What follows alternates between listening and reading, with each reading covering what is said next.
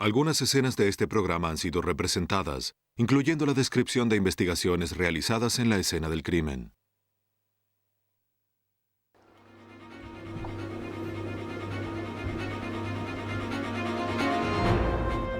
Un pueblo turístico se convierte en una trampa mortal para 3 vacacionistas. Los investigadores deben vincular al sospechoso a la escena, o su caso se enfriará en esas profundas aguas. Una mujer es disparada durante su secuestro y la escena es grabada. ¿Los detectives podrán atrapar al asesino con una imagen borrosa?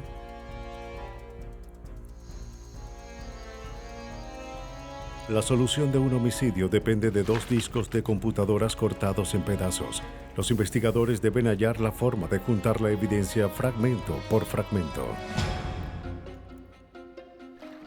Cada llamada puede ser monitoreada y cada transacción deja un rastro.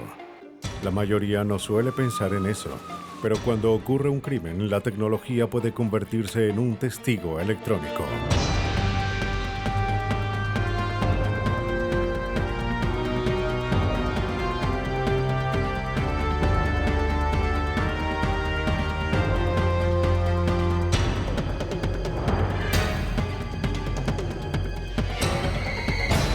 Los nuevos detectives, casos estudiados por la ciencia forense. Testigo electrónico. El 4 de junio de 1989, Tampa, Florida, se vuelve testigo de un profundo misterio.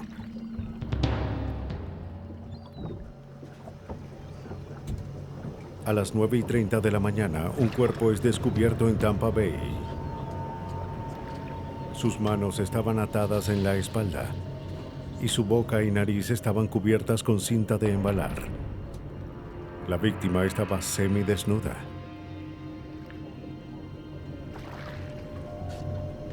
La guardia costera llega a recoger el cuerpo. Cortan un peso que estaba bajo la superficie.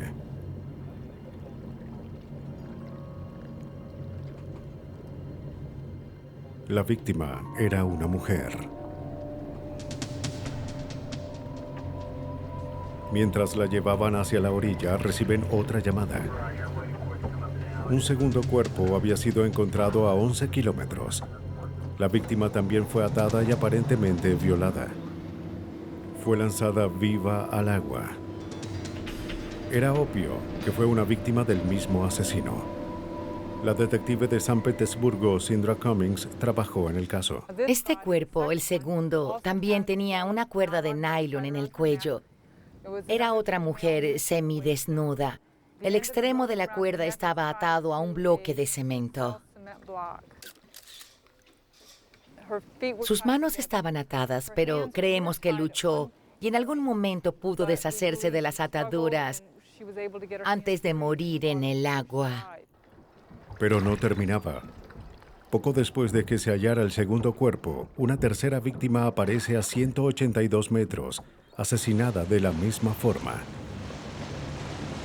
Los 3 homicidios despertaron una intensa actividad.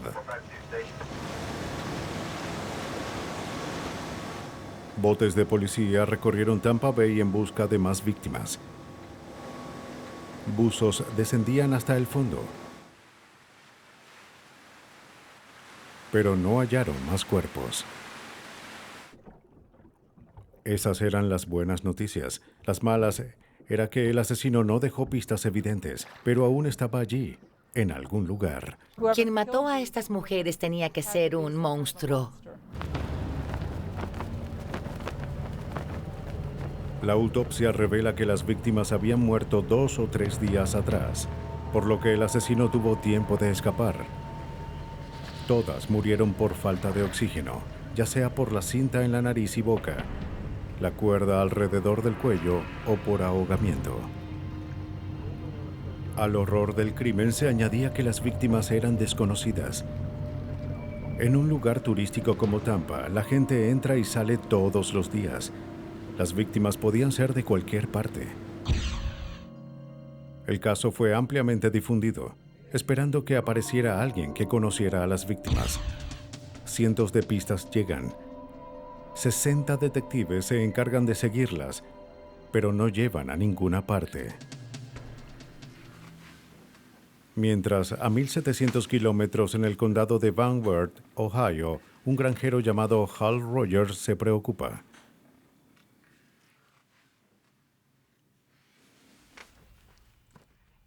Su esposa Joe y sus hijas Michelle y Christy vacacionaban en Florida. Pero quiero que papá venga. Era la primera vez que salían del lugar. Las chicas nunca habían ido a la playa y estaban muy emocionadas. Pero Hal no podía dejar su trabajo en la granja y dijo que se fueran sin él.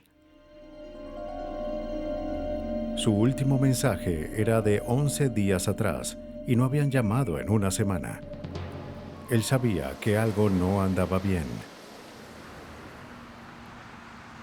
Mientras Hal pensaba en ir a Florida a buscar a su familia, la empleada de un hotel en Tampa tenía sus propias sospechas. Había ido a la misma habitación 7 días seguidos para limpiar, que las ocupantes no habían dormido allí ni usado las cosas. No las he visto. ¿En serio? La información sobre las mujeres asesinadas aún estaba en su mente. Ella le pregunta al gerente sobre la habitación. Él informa a la policía.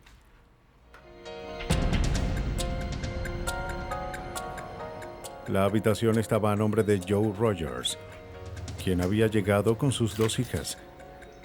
Los forenses buscan huellas en el lugar.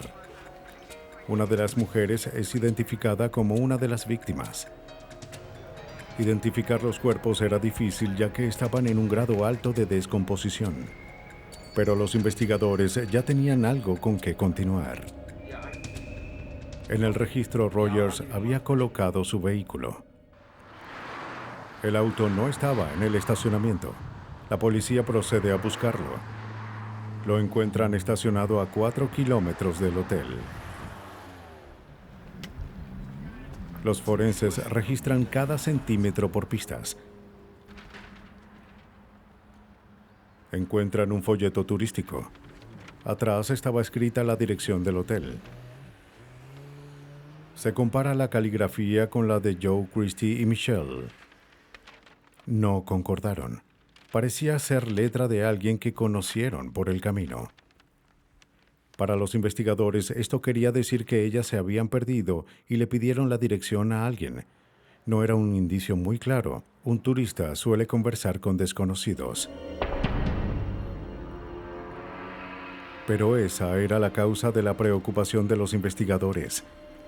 El asesino era un desconocido, y los crímenes cometidos por extraños son los más difíciles de resolver, ya que nada relaciona a la víctima con el culpable. Pudo haber sido cualquiera entre los habitantes de Tampa Bay, y eso nos preocupaba. Todos en Tampa Bay estaban preocupados porque las víctimas eran turistas y podían identificarse con ellas. No eran drogadictas, no estaban haciendo nada ilegal, pero en este lugar fueron atacadas por un desconocido. No teníamos pistas para encontrarlo, nada para empezar. Los investigadores también hallan la hoja de un hotel con una dirección de la rampa para botes. Allí estaban las palabras blanco con azul. Como la dirección era de una rampa para botes y las víctimas fueron asesinadas en el agua, al parecer se trataba del bote del asesino. Pero cientos de botes en Tampa Bay tenían esa descripción.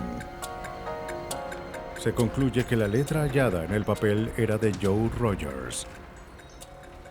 El asesino debió haberla visitado en el hotel o dictado la dirección por teléfono, pero nadie lo había visto y el hotel no tenía registro de llamadas.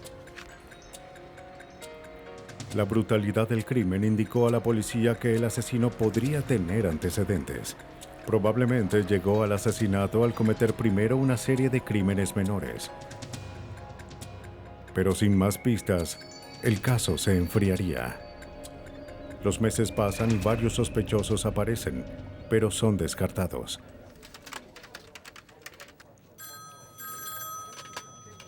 En octubre, 4 meses después, los investigadores reciben un informe sobre una violación ocurrida en Madeira Beach, 2 semanas antes del asesinato de las Rogers.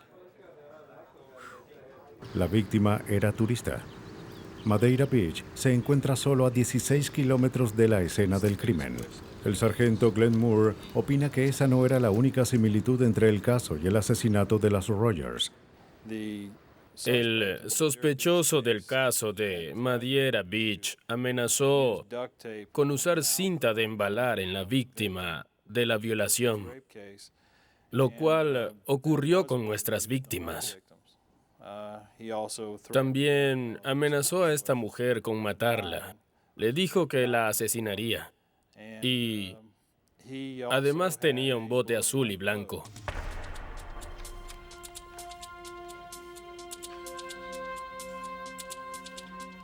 La víctima da una descripción del violador. Además de que tenía un bote azul y blanco, ella recuerda que conducía un vehículo de doble tracción con ventanas ahumadas. Un bosquejo del rostro del atacante es publicado en los diarios. Las pistas aparecen. Pasarían meses hasta que los detectives pudieran investigar los indicios que vincularan a un sospechoso con las víctimas. Pero no obtienen resultados. Había pasado casi un año. Lo único que tenían era la imagen de un violador que podría ser o no ser el asesino.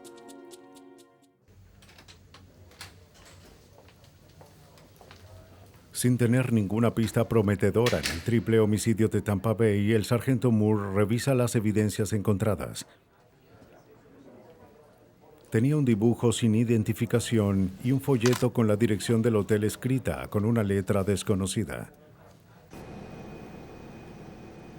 El folleto es enviado al laboratorio de Florida ubicado en Tampa para una búsqueda de huellas dactilares.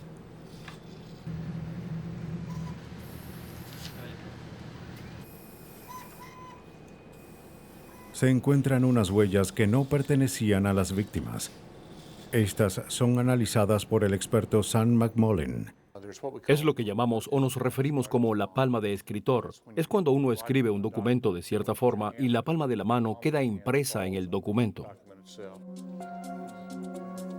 La huella de una palma es igual de concluyente que una huella a fin de identificar a alguien. Quien hubiese dejado las huellas fue quien escribió la dirección. Los detectives se preguntan si esa persona fue quien mató a las Rogers. Si este sujeto era el culpable, sus huellas probablemente estarían en el registro por otros crímenes. Aunque se incluyen las huellas de palma en el registro de un criminal, no suelen aparecer en el sistema computarizado de huellas. Los investigadores no podían hacer una búsqueda automática. Lo único que podían hacer era comparar manualmente las huellas de cada sospechoso que apareciera, pero aún no tenían a nadie. Las huellas y la letra encontrada parecían inútiles. Pero Moore no dejaría enfriar la investigación. El asesino de las Rogers seguía libre y la policía estaba decidida a encontrarlo. A fin de hacerlo, organizan conferencias de prensa y publican anuncios. Típicamente, uno difunde fotografías de las víctimas y pregunta si alguien sabe algo sobre el caso. Creo que lo que hicimos con los anuncios fue un poco diferente, ya que colocamos una imagen con el texto escrito y le pedimos a la gente que lo mirara y nos dijese si sabían quién lo había hecho. Entre el diluvio de pistas, una sobresalió. Una mujer llamada Joan Steffi declara que la letra se parecía a la de un anterior vecino, un contratista de una empresa de aluminio llamado Ova Chandler. Ella vio la imagen cuando apareció por primera vez y pensó que se parecía a Chandler, pero no estaba segura. El texto aumentó sus sospechas. Después de ver los anuncios, decidió ir a donde otros de sus vecinos y encontró varios contratos del negocio en el que él estaba. Ella misma comparó la letra junto con ellos y decidieron que era muy probable que él fuese el responsable, así que nos llamaron. Los contratos son enviados al Departamento de Policía de Florida, donde son observados por la analista de documentos Theresa Stubbs. El análisis de la escritura en realidad estudia el movimiento. Observamos todos los aspectos de la escritura, los trazos iniciales y la comparación de la altura de las letras con otras. Tomamos todas esas cosas en consideración y una vez que observé todos esos detalles en el folleto, los comparé con los detalles de la muestra de escritura que pertenecía al señor Chandler. Descubrí que eran muy similares en todos los aspectos y no tenían diferencias. Esa coincidencia era la pista que los detectives necesitaban. Al investigar un poco más, descubren que Ova Chandler, de 45 años, tenía un largo historial criminal y que había sido arrestado por cargos que iban de robo y falsificación a secuestros. La policía consigue las huellas de sus palmas de sus registros de prisión. La huella encontrada en el folleto coincidía con la de Ova Chandler. Ya tenían un sospechoso. Ahora debían construir un caso. Los detectives se reúnen con la víctima de violación a fin de mostrarle varias fotografías y le preguntan si podía identificar al hombre que la atacó. Ella elige la fotografía de Ova Chandler. Seguro de que Chandler era el asesino, el sargento Moore lo coloca bajo vigilancia para ver si él mismo se delataba. No lo hizo. Y no tenían suficientes pruebas para arrestarlo. Para probar que asesinó a las Rogers, debían colocarlo en la escena. Las aguas de Tampa Bay no tenían pistas. Pero la respuesta quizás estaba en el aire. Los detectives revisan sus registros telefónicos para ver si podían descubrir su ubicación. Los registros telefónicos de Chandler mostraban que en la noche de los asesinatos se realizaron 5 llamadas desde la 1:30 a las 5 de la mañana. Todo indicaba que las llamadas se hicieron en el mar y fueron hechas hacia su casa.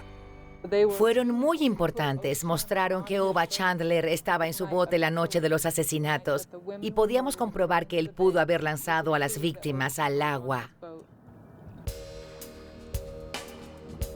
En el juicio, Chandler declaró que estaba pescando en la bahía esa noche, cuando el motor se averió. Afirmó que el conducto de combustible se había dañado y que perdió todo el combustible mientras lo arreglaba con cinta adhesiva. Se quedó a la deriva hasta que un bote lo rescató. Pero el jurado no le cree. En el interrogatorio, Chandler no pudo explicar por qué llamó a su casa y no a una empresa de remolques. No pudo explicar dónde estaba el conducto de combustible en el motor. No sabía que la cinta para embalar no sirve para reparar un conducto de combustible. Y lo más importante, no sabía que su motor tenía una válvula antisifón que impide que el gas escape si el conducto se dañaba. Creo que para el jurado, uno de los momentos más decisivos fue verlo en el estrado y ver cómo todo lo que decía era refutado. La fiscalía presenta un escenario más creíble. Señor, ¿sabe dónde está el hotel? Joe Rogers y sus hijas estaban perdidas en Tampa, así que se detuvieron a pedir la dirección del hotel. El amigable desconocido que encontraron fue Ova Chandler. Ahora él sabía dónde se quedaban.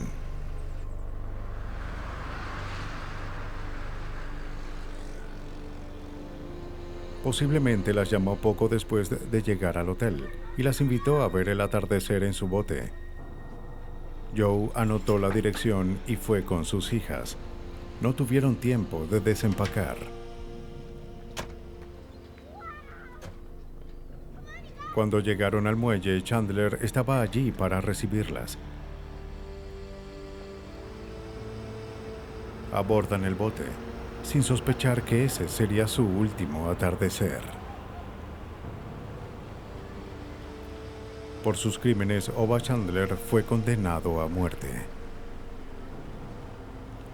A Ova Chandler no le importaba quiénes fuesen sus víctimas, pero la mayoría de los asesinos son más selectivos. Para atraparlos hay que hallar un motivo. En el condado de Northumberland, Pensilvania, una joven regresa de la casa de sus abuelos. Ya había recorrido ese camino docenas de veces y su mente estaba a cientos de kilómetros. Pero el 12 de junio de 1989 nota un olor a descomposición. Ella investiga con cuidado, esperando que solo fuese un animal arrollado. Pero lo que descubre fue mucho peor. Un cuerpo humano. ¿Hace cuánto?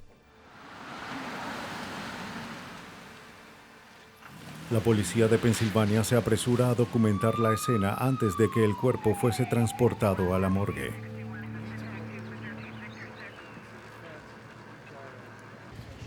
Toda investigación de homicidios empieza con 3 preguntas. ¿Quién era la víctima?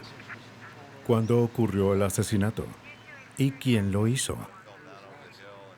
Robert Sakavage, ex fiscal de distrito y ahora juez, buscaba respuestas. No lográbamos una identificación rápida. Había que usar técnicas científicas. Un odontólogo forense examinó los dientes a fin de lograrlo. También nos interesaba saber cuándo ocurrió el crimen. El clima cálido afectó la escena. No había mucho para recoger. Todo lo que la policía sabía era que la víctima era una mujer. No lograron obtener detalles de su muerte con facilidad. Su ropa dio la primera pista. El forense Richard Aldrich analizó los restos. La ropa fue removida y después la observamos y examinamos. En ese momento, creímos que había sufrido repetidas puñaladas en la espalda que atravesaron la ropa, heridas con un objeto filoso. Luego se observan los insectos en el cuerpo. Se utiliza el ciclo de vida de las moscas y los escarabajos para calcular el momento de la muerte. Mientras más tiempo pasa, más generaciones de insectos aparecen. Se determina que la víctima fue asesinada de 19 a 25 días antes.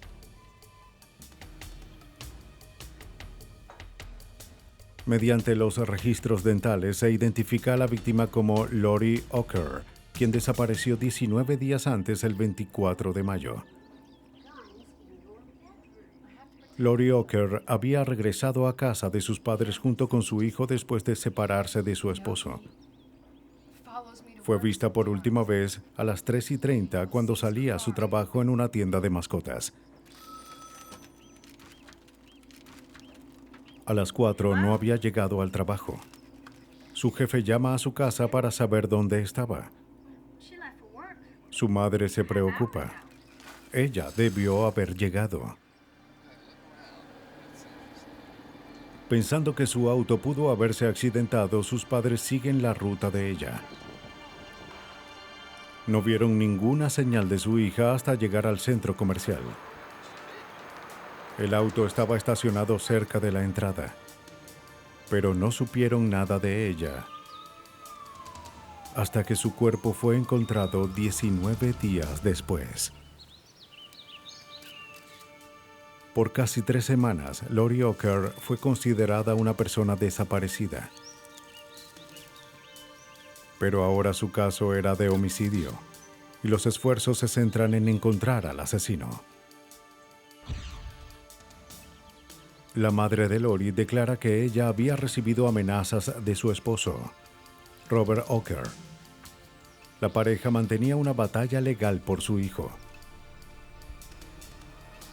Lori le tenía tanto miedo a Robert que escondía un arma debajo de su cama.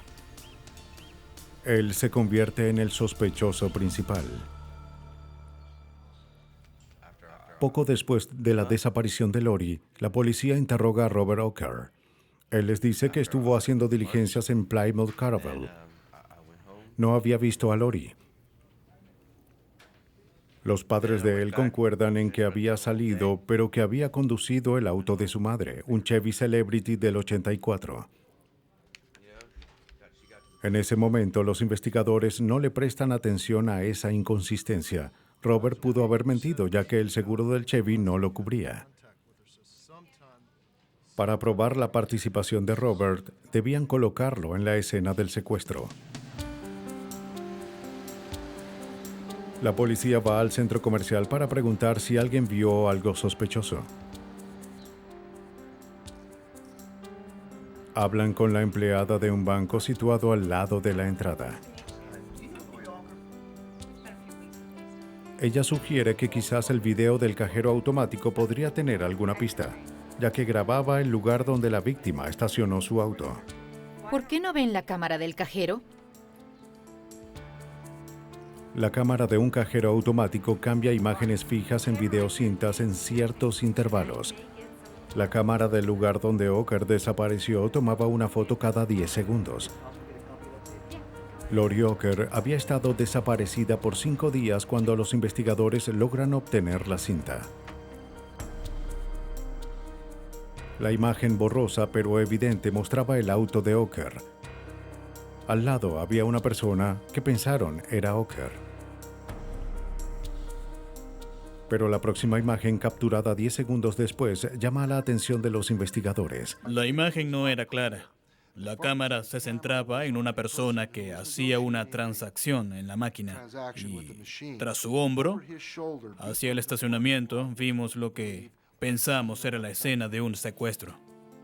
La imagen mostraba un auto en el camino de la víctima. Ella se inclinaba hacia el auto. En la próxima imagen, el auto se va. Y Lori ya no estaba. El auto, aunque borroso, se parecía al Chevy de la madre de Robert Oker. Robert era sospechoso, ya que él y Lori se habían separado en malos términos. Lori temía por su vida, pero parecía que Robert logró que se subiera al auto. En el momento del secuestro, Robert Oker cumplía su primer fin de semana de visitas y tenía al niño con él. No podemos estar completamente seguros, pero sabíamos que él quería mucho al niño. ¿Habría alguna razón por la que ella se subiera al auto? Quizás, si alguien le decía que algo malo le pasaba al niño o que él la necesitaba, es posible.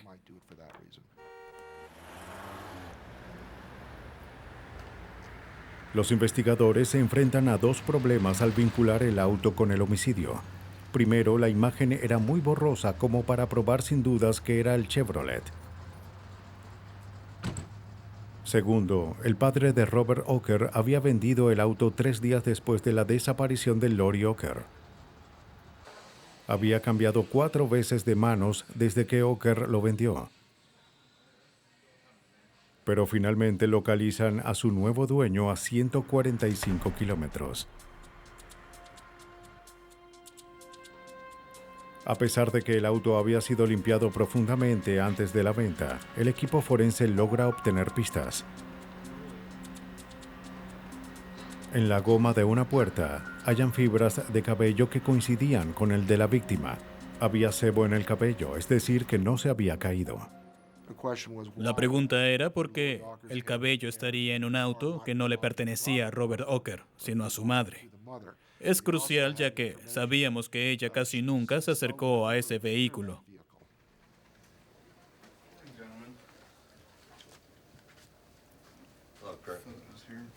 Pista por pista, la evidencia circunstancial en contra de Robert Oker aumentaba.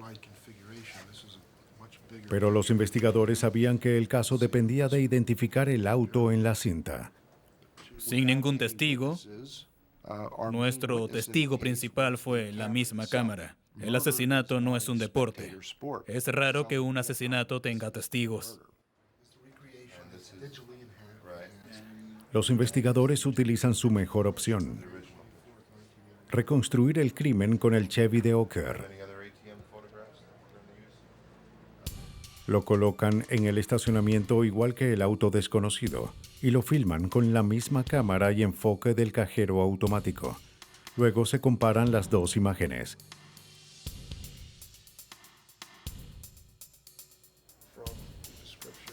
Los resultados fueron animadores, pero insuficientes para despejar dudas razonables. La grabación del cajero no bastaba. Había que mejorar la calidad de la imagen, pero en 1989 esa tecnología estaba en su infancia. No sabían si era posible mejorar el video. Sakavach pide ayuda a Eastman Kodak. Ellos sugieren a la NASA. Si alguien podía convertir imágenes borrosas en evidencia sólida, estaba en la Organización de Defensa de Misiles en el Centro Espacial Kennedy. El investigador Allen Tidgen está a cargo de analizar imágenes de lanzamientos de transbordadores para solucionar problemas. La policía lo contacta, pero él sabía que para mejorar la imagen de la cinta no había que ser científico, aunque estaba cerca. El proceso era casi el mismo, pero el material que se encuentra en una cinta de un cajero automático es de calidad inferior al que normalmente nos enfrentamos. La imagen tenía una calidad muy baja para mostrar el número de placa del auto. Lo que podía hacer era identificar el modelo del vehículo. La imagen se descarga en una computadora, que la convierte en una imagen digital hecha de puntos de luz llamados píxeles. 512 píxeles por línea, 512 líneas por imagen. El proceso llevó 5 días. La computadora, controlada por una serie de ecuaciones matemáticas, manipula los píxeles y mejora la imagen. Ningún humano interviene en generar un resultado específico. Las matemáticas lo determinan. Cada serie de ecuaciones produce un rumbo diferente. Tidgen debía ser meticuloso en lo que hacía.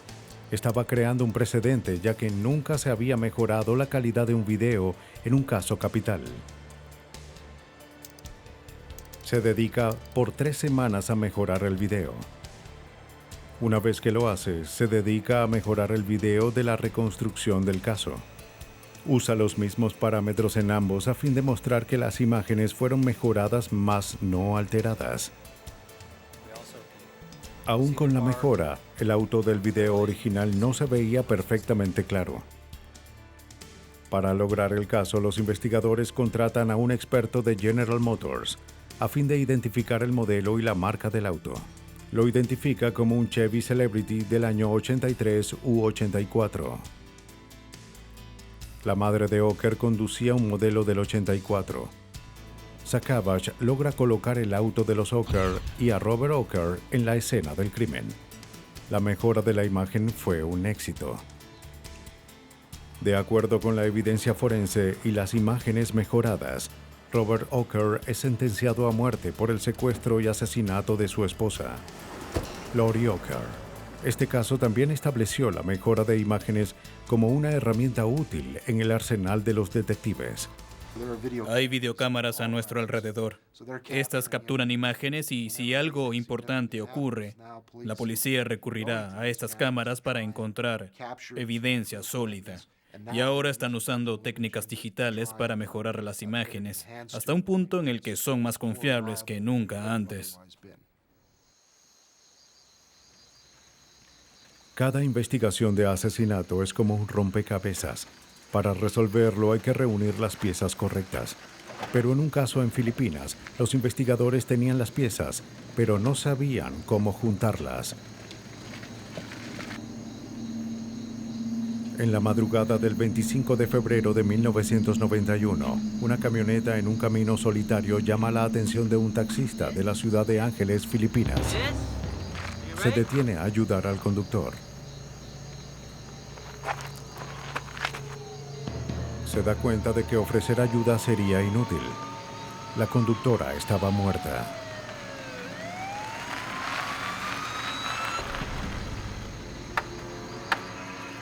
Cuando la policía llega, ven que la llave aún estaba en el arranque. La conductora estaba atrapada en su asiento. Era estadounidense. Se notifica a los oficiales de la base aérea cercana. Policía Central. Policía Central. Estamos reportando que encontramos a una mujer muerta en una camioneta roja. El grupo allí es muy unido. El primer investigador que llega a la escena cree reconocer a la camioneta y a su conductora, Julie Snodgrass, la esposa de un sargento. Tim Davis. El forense de la Oficina de Investigaciones Especiales, teniente coronel Tim Davis, acude a la escena. Cuando nos acercamos al vehículo, uno de los agentes dijo: Señor, creo que es Julie.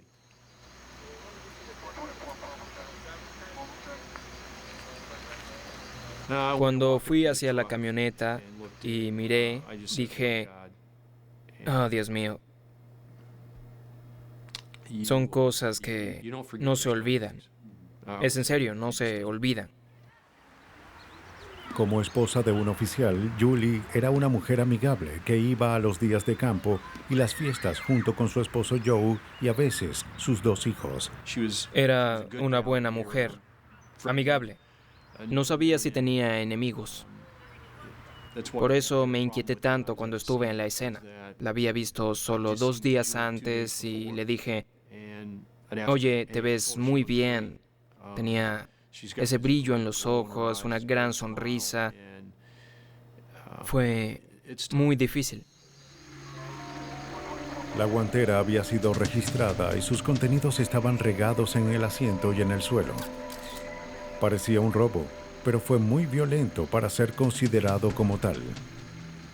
La víctima recibió más de 40 puñaladas. Este caso no fue simplemente un dame tu bolsa, robaré tu auto. Realmente no fue así. El criminal en realidad tuvo la intención de matar a Julie. La camioneta fue transportada con cuidado al garaje de la base, donde se recogen muestras de sangre que pudieran ser del asesino.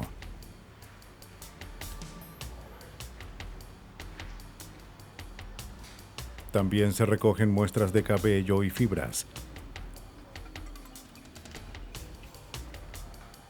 Las muestras son enviadas al laboratorio del ejército en Camp Sama, Japón. Los resultados son negativos. La sangre, cabello y fibras encontrados en el auto solo pertenecían a la víctima.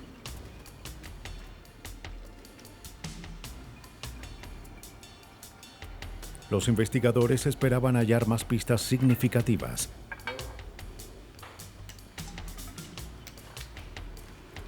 El auto fue cuidadosamente encerrado en una tienda y rociado con vapores de cianoacrilato que revelan huellas presentes.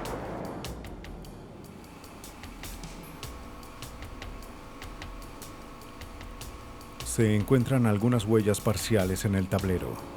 No pertenecían a Julie ni a Joe Snodgrass. Pero en Filipinas no existía un sistema que comparara huellas con las de ex-convictos. Fue otro callejón sin salida. Además de la brutalidad del crimen, Davis seguía preguntándose: ¿qué hacía la víctima en esa parte del pueblo, especialmente a esa hora? Por lo general, Julie solo salía a la base. Era muy extraño que fuese a otro lugar. El esposo de la víctima, Joe Snodgrass, fue interrogado sobre la noche del homicidio. Fue una situación incómoda. Joe estaba a cargo de procesar la evidencia de crímenes que involucraran al personal de la Fuerza Aérea en Filipinas. Debido a su conexión, no participa en el caso del asesinato de su esposa. Snodgrass declaró que él y su esposa discutieron. Ella salió. Él llamó a varios amigos para saber si la habían visto u oído de ella. Incluso guardó un registro de las llamadas que hizo. Ese nivel de atención a los detalles despertó sospechas. En esos programas de detectives, una de las cosas que el culpable hace es guardar un registro de llamadas.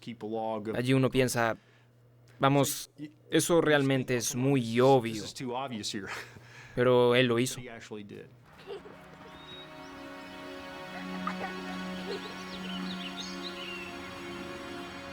Joe y Julie Snodgrass tenían un historial de problemas.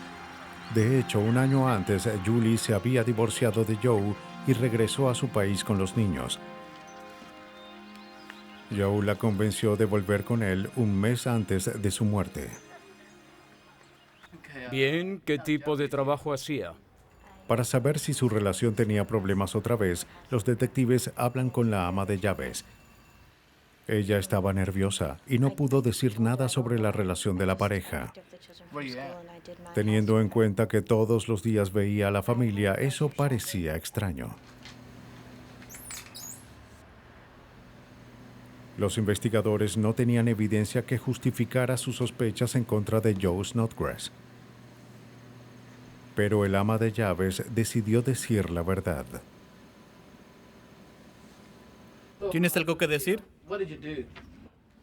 Cuando la investigación del asesinato de Julie Snodgrass se enfriaba, la joven ama de llaves ofrece pruebas que reabren el caso. Ella confiesa tener una aventura con Joe Snodgrass.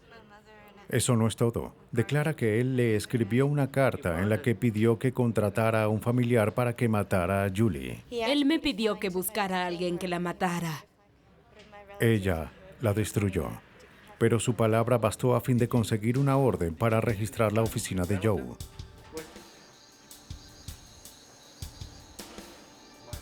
Los investigadores confiscan varias cartas y disquetes de computadora.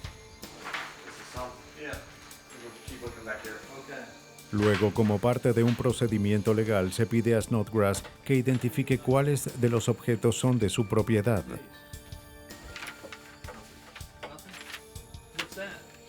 Cuando le muestran los disquetes, Snodgrass se lanza hacia ellos y saca algo de su bolsillo. Uno de los agentes dijo que él tenía un arma. E inmediatamente varios agentes armados corrieron hacia la sala de interrogatorios. Y en ese momento vimos que Joe tenía un par de tijeras. Snodgrass había llevado un par de tijeras dentadas. Tomó el disquete con un solo movimiento. Ocurrió en cuestión de segundos. Y Joe empezó a cortar el disquete en pedazos. Era evidencia. Eso no debió pasar, pero ocurrió.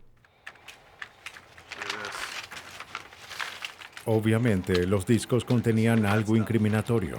¿Se podrían recuperar los datos? Davis tenía sus dudas. Tomó algo que estaba intacto y lo cortó en 20 pedazos. Y uno piensa que, en cierto sentido, eso se convirtió en otras 20 piezas de evidencia. ¿Cómo nos enfrentamos a eso? Esa era la pregunta del momento. Ninguno de ellos se había enfrentado a algo así. Davis envía los fragmentos al laboratorio forense del Departamento de Defensa Cibernética en Washington, D.C.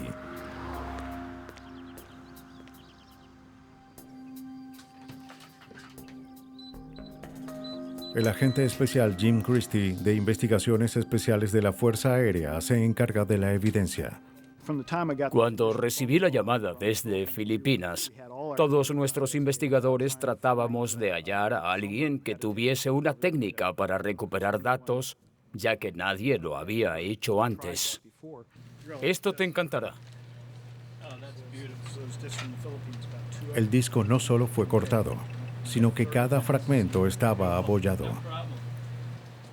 Christie envía los discos a varias compañías privadas, a otras agencias y al FBI.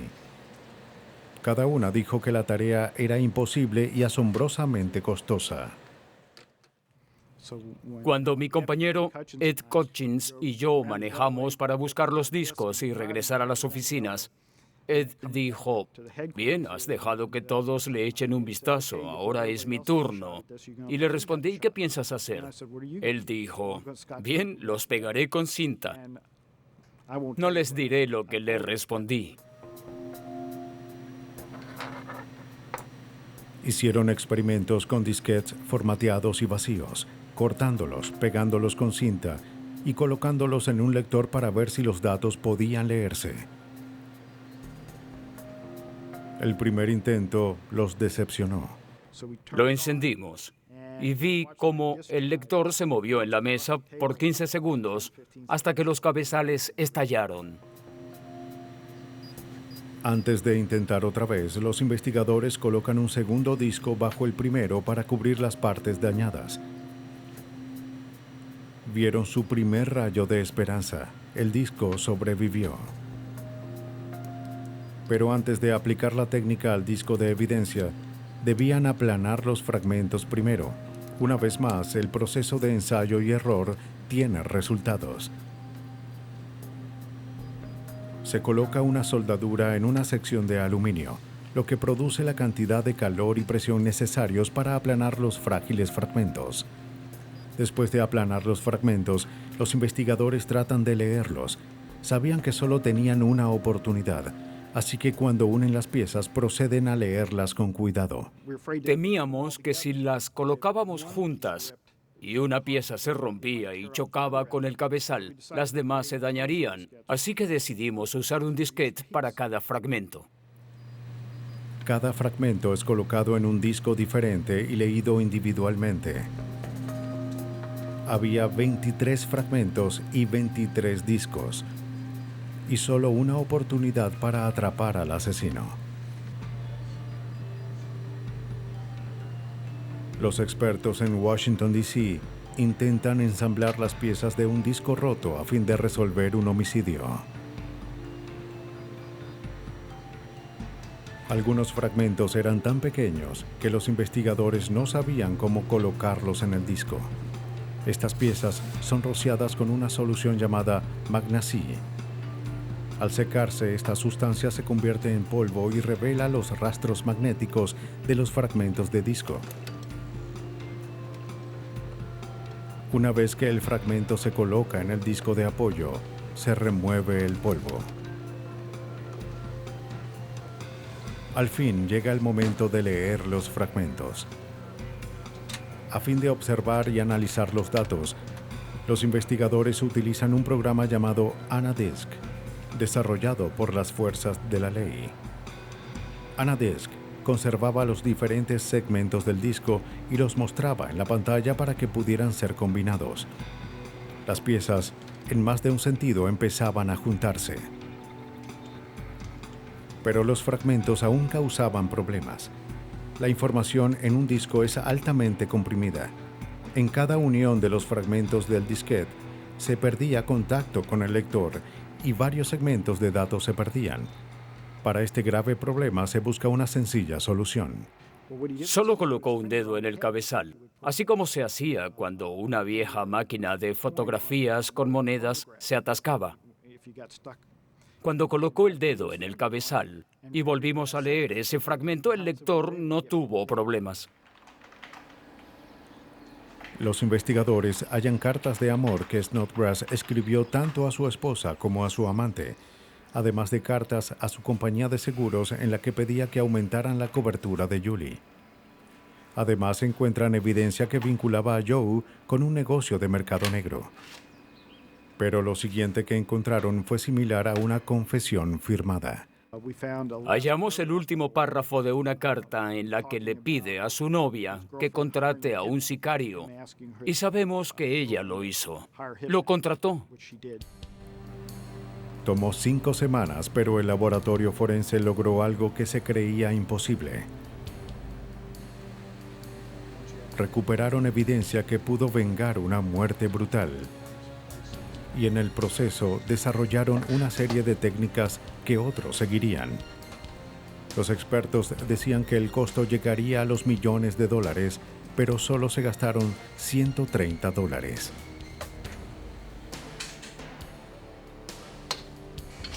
La información recuperada fue enviada al teniente coronel Davis en Filipinas. Al principio no pensamos que pudiésemos lograrlo, pero con la información que recuperaron del disquete no había ninguna duda. Teníamos a Joe. Los investigadores reconstruyen los hechos que probablemente llevaron al asesinato.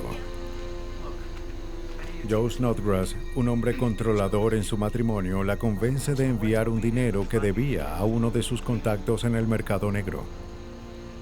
Le dice que recoja a 2 de sus compañeros y conduzca con ellos hacia el punto de encuentro. Ella acepta. No sabía que los hombres que había recogido eran los que él contrató para asesinarla. Eran familiares del ama de llaves de los Snodgrass. Ella confía en ellos y los lleva hacia un lugar apartado. Allí la matan. Díganos qué fue lo que ocurrió. Ellos confiesan y reciben 20 años. El ama de llaves recibe libertad condicional. Lo haré por última vez. No más. Y la mente maestra del crimen, Joe Snodgrass, es condenado a cadena perpetua. Nunca llegas a pensar que puedes llegar a investigar a uno de los tuyos por asesinato o conspiración para asesinar. No se te pasa por la mente jamás. La tecnología no solo nos simplifica la vida, sino que también hace más difícil que pasemos desapercibidos. En casi todo lo que hacemos, dejamos un rastro electrónico tan evidente como nuestras huellas y tan único como nuestro rostro. Cuando un crimen no es percibido por los ojos del hombre, los investigadores pueden recurrir a un testigo electrónico.